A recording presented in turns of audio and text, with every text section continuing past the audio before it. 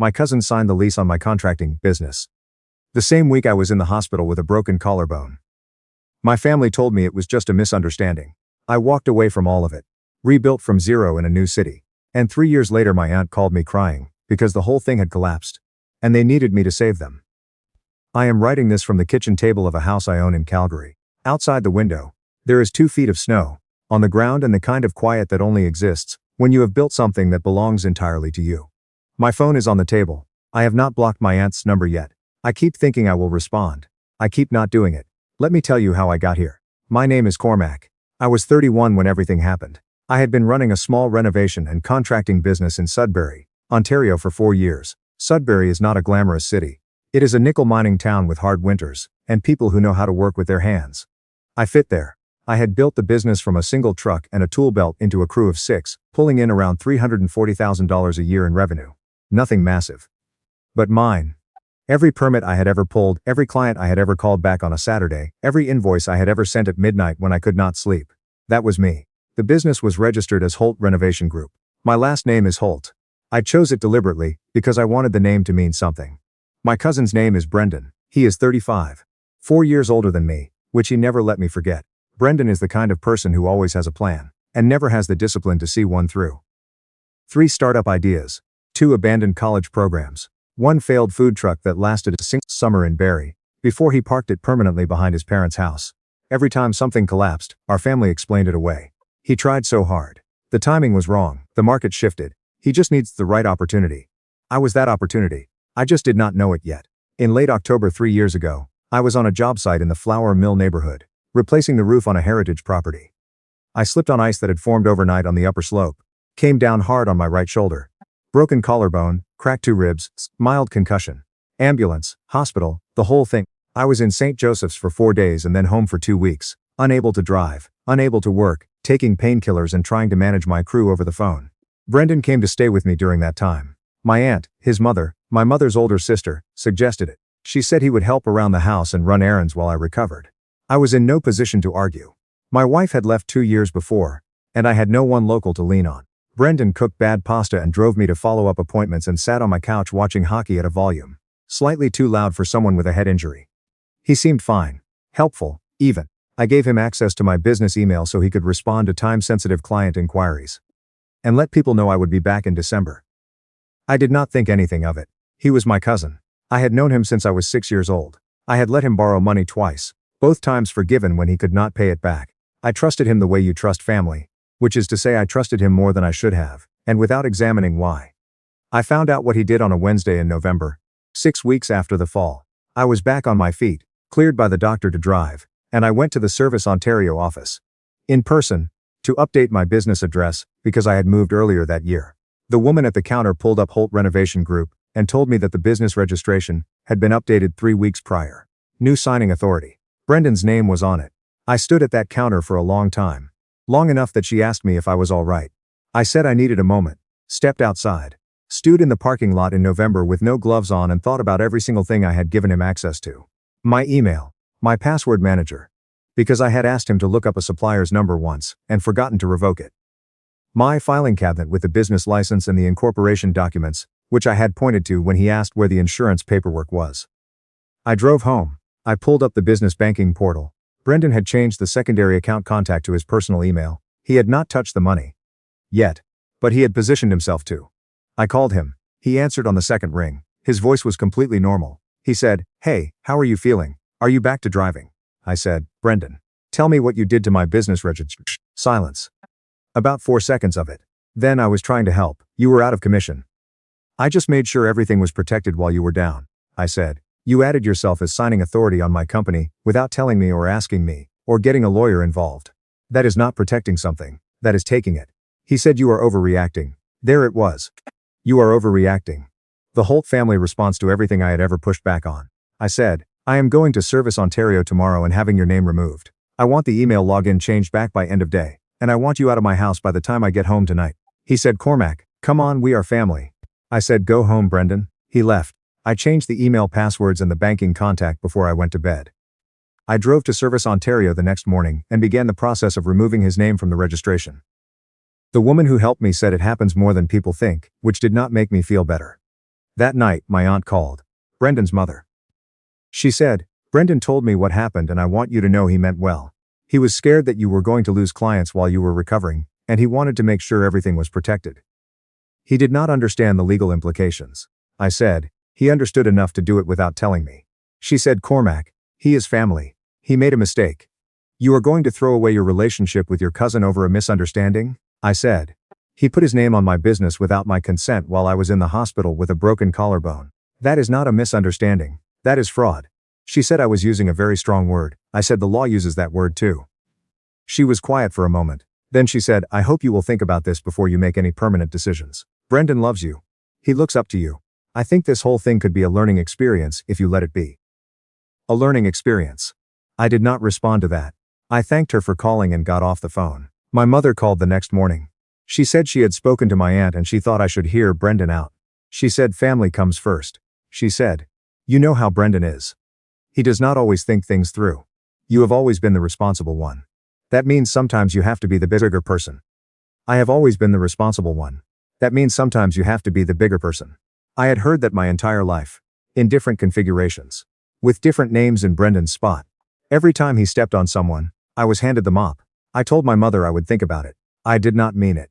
3 days later, I got a phone call from a contractor in Sudbury named Vic. He said he had received a quote from Holt Renovation Group for a commercial job. A quote he had not requested and that did not match our standard pricing. When I looked into it, I found an email chain in my business account drafts that Brendan had started before I changed the passwords. He had been in early conversations with Vic's client about a job he had no intention of referring to me. He was positioning himself to take the work directly, using my company's name and reputation to get in the door. I did not call him. I did not call my aunt. I called a lawyer named Rutherford who specializes in business law in Northern Ontario. She reviewed everything. She said I had grounds for a formal complaint and potentially civil action.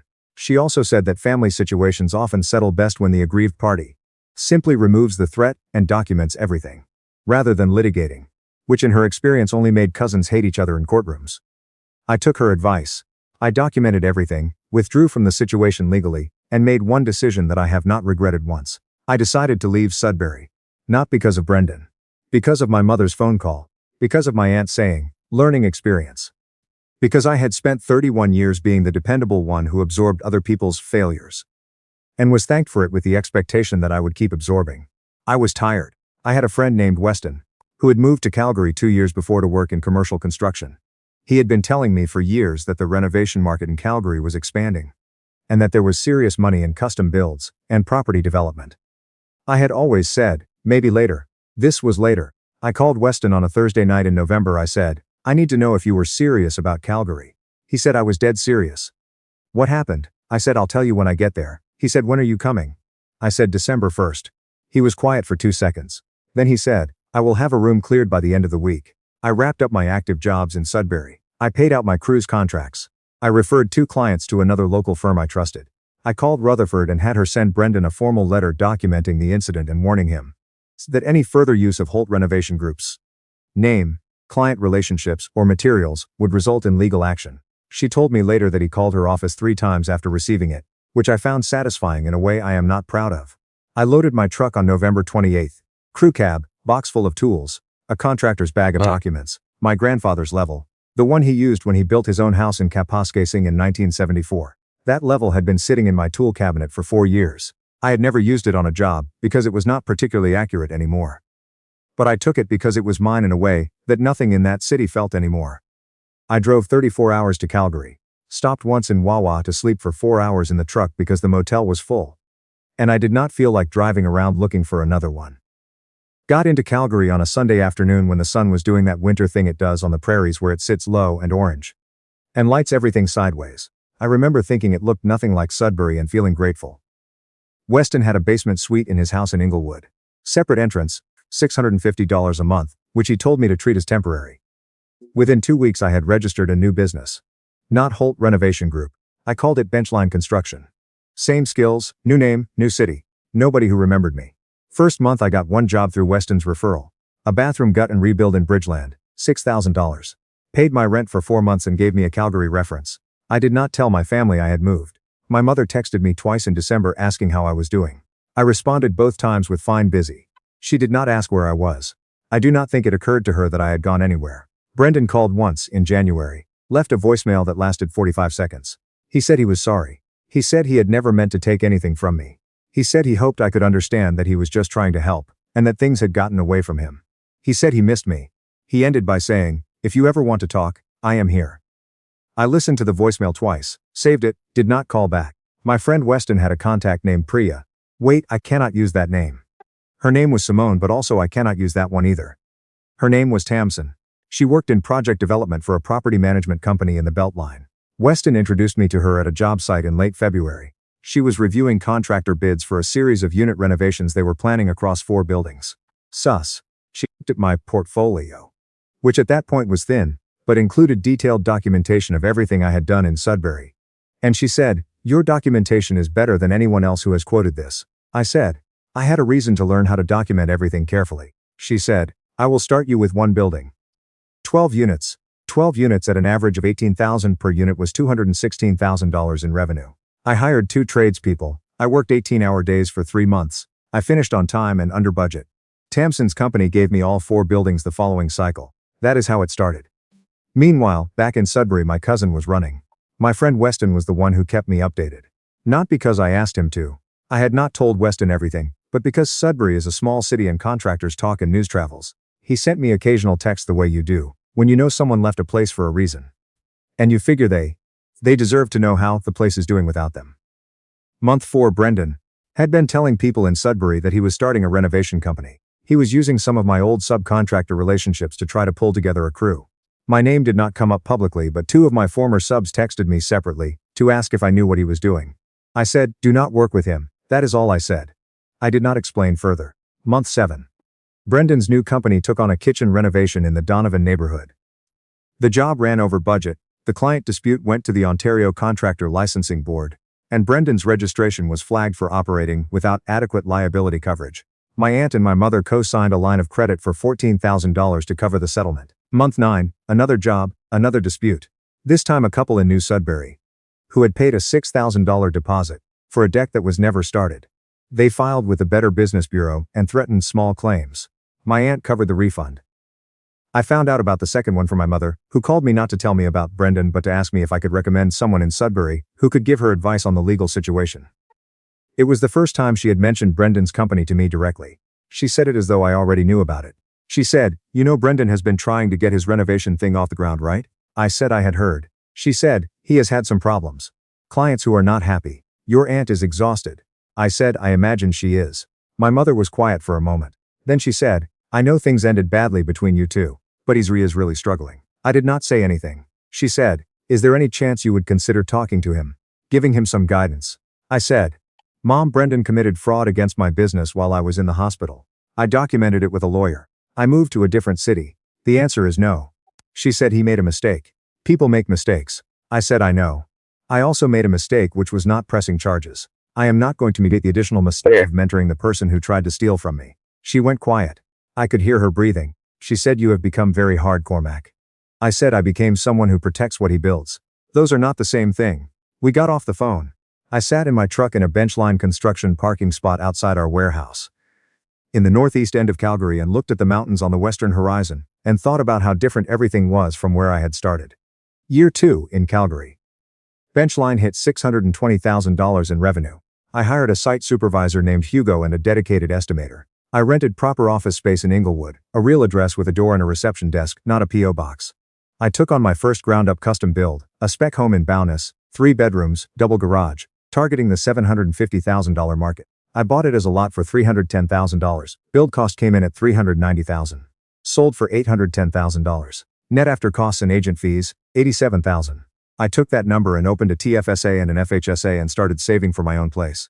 The FHSA, if you are not Canadian, is a first home savings account. Tax-free contributions, tax-free growth, specifically for buying a home. I maxed it in year 2 and year 3. While I was building in Bowness, Brendan was losing. Month 14. My aunt's $14,000 line of credit was maxed. She had also, according to my mother in a vague and carefully worded text, put $22,000 on her home equity line to keep Brendan's company technically alive. The company had no active jobs. It had 4 unresolved complaints on the Provincial Consumer Protection Registry. Month 18. Brendan's company ceased operating. He voluntarily dissolved the registration, which the licensing board noted was preferable to a formal revocation. My aunt's total exposure by that point was $36,000 in borrowed money at an interest rate I did not want to think about. Month 20. Brendan moved back home. He was 37 years old, and he was living in his mother's house in the Donovan, driving her car, eating her food, and contributing nothing to the mortgage that she had spent the last 2 years remortgaging to fund his failures.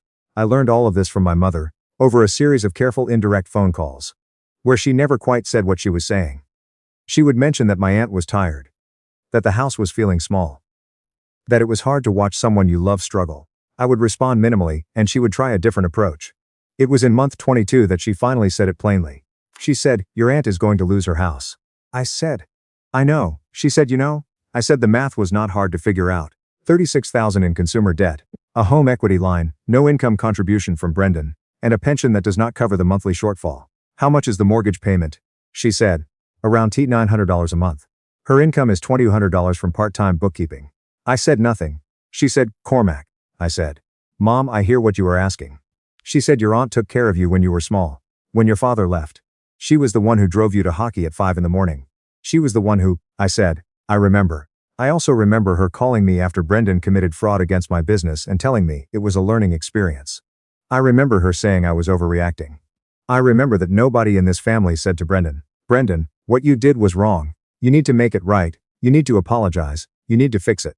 Nobody said that. She did not say it. You did not say it. Everyone said, "Cormac, be the bigger person." And I was. I left. I did not press charges. I gave him every chance to not have consequences, and he went out and made the same choices again with other people's money. I am not responsible for that. My mother said, "I am not saying you are responsible." I said, "You called me because you need me to be responsible for something I did not break." She started crying. My mother does not cry often. I had heard it maybe 4 times in my life. It did not move me the way it once would have. That probably says something about who I have become. And I have made my peace with it. She said, "I just do not want my sister to lose her home." I said, "Mom, I am going to say this once and I need you to hear it. I moved 3,400 kilometers from Sudbury with one truck, and a level my grandfather used to build his house. I started over from nothing. I built a company in a city where I knew one person. I have not asked you for one thing in 3 years. Not a reference, not a loan, not advice, not your blessing. I built it alone. And I will not dismantle what I built to save a situation that I warned everyone about, and that everyone told me to accept." She said nothing. I said, "What Brendan needs is a job, an actual job, with a paycheck and a manager and consequences. What my aunt needs is a debt counselor, and a hard conversation with Brendan about what he contributes to that household. I can recommend both of those things. I cannot write a check." She said, "You could." I said, "Yes, I could. I am choosing not to." Those are different things. We got off the phone. I had 3 more calls that week. My aunt, twice. Brendan once, which I did not pick up. He left a voicemail that was 30 seconds long and said almost nothing of substance. He said he was sorry. He said he knew things had gone wrong. He said he hoped someday I could see past what happened. He did not say he had done anything. He did not use the word fraud. He did not say what exactly he was sorry for. He said things had gone wrong as though things were the agent and he was just there watching. I saved the voicemail. I did not respond. Year 3, Benchline hit $1.1 million in revenue.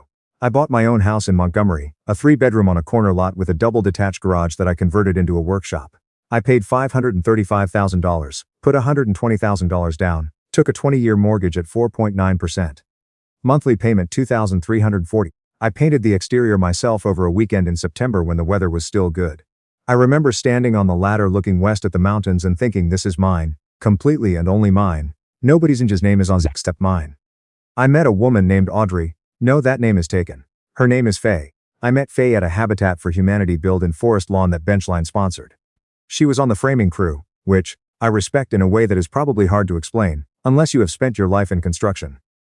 She had strong opinions about header sizing, and zero patience for people who did not measure twice. We talked for 3 hours at the volunteer lunch, and then she told me she had to go because she had an early start the next morning. I said, "So do I." She said, "Then maybe we should both get some sleep and do this again sometime." We have been together for 8 months. The week before I bought the house, my aunt's foreclosure notice was filed. Weston saw it shared in a local Sudbury group by someone who had apparently noticed the listing prep company in front of the house. He texted me a screenshot. I sat with it for a while. I tried to locate grief or guilt or some version of what I was supposed to feel. What I found was mostly just kind of settled quiet. My aunt has lived in that house since before I was born. She has 31 years of birthday parties and Christmas mornings, and ordinary Tuesday evenings, built into those walls. That matters. I am not going to pretend it does not. But the reason she is losing it is not because the economy was bad. Or because she got sick. Or because something random and terrible happened to her. She is losing it because she funded a person who had proven repeatedly that he could not be trusted with money. And she did it without requiring anything from him. And she did it using the equity in the only significant asset she had. She made that choice. Brendan did not make it for her. And I did not make it for her. That is what I have had to hold on to. The house sold last month. I know because my mother called to tell me. She sounded tired in a way I had not heard before. A kind of cellular tiredness. Like something deep in her had given up arguing. She said the house went for $281,000. After the mortgage payoff, and the HELOC, and the closing costs, my aunt cleared $8,000. 31 years in a house, $8,000. Brendan gets to watch that.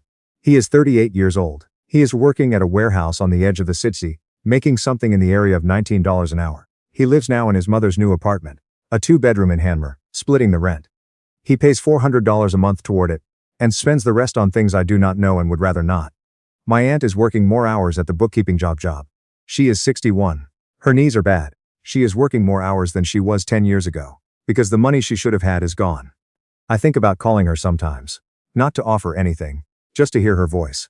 She drove me to hockey at 5 in the morning, when I was 9 years old and my father was already gone, and she never once made me feel like a burden. That is real. That happened. I keep it separate from the rest. In a compartment I visit occasionally, and then close again. Faye knows the whole story. I told her on our second coffee. The way you tell someone something when you have decided, you are not going to pretend to be smaller than you are, just to seem manageable. She listened the way I have come to understand is rare. Without reorganizing what I was saying into something she could fix. When I finished she said, "How did you know when to stop waiting for them to choose you?"